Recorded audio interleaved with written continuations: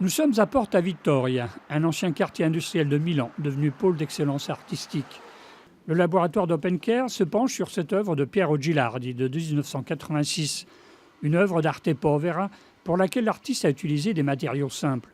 Ici, du polyuréthane expansé, un produit qui a tendance à se détériorer très rapidement.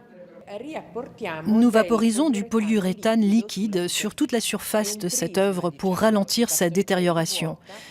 En fait, le polyuréthane est comme un cristal formé par de petits bâtons creux qui, avec le temps, se séparent les uns des autres et deviennent très friables. La seule chose à faire, c'est de l'entretenir régulièrement.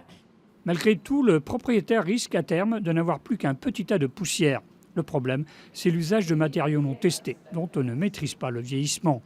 Comme par exemple le Psychofoil, ce plastique transparent utilisé par Carla Accardi dans cette œuvre de la fin des années 70.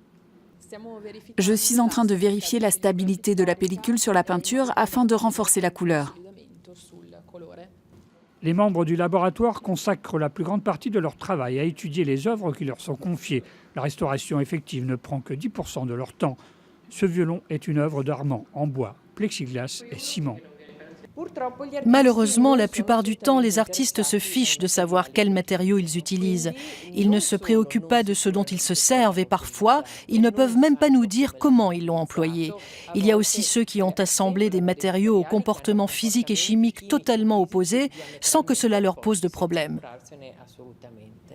Cette œuvre en gomme uréthane de 2001 est devenue un cas d'école. Rien n'a pu empêcher qu'elle se tasse inexorablement après qu'un visiteur en a brisé la poignée lors d'une exposition. Et puis, il y a aussi ces artistes qui prévoient la fin de leur œuvre.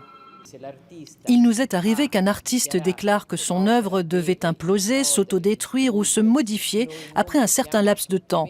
Dans ces cas-là, il est clair que nous ne pouvons absolument pas momifier son œuvre d'art. Tout ce que nous pouvons faire alors, c'est tenter de la préserver le plus longtemps possible, mais nous ne pouvons certainement pas changer le concept de l'artiste. Le laboratoire ne traite pas que des cas extrêmes. Impossible de la montrer de face, mais voici l'arrière d'une œuvre d'art de Lucio Fontana. Elle n'est pas ici pour le trou, qui est bien entendu voulu par l'artiste, mais pour des craquelures apparues sur la toile.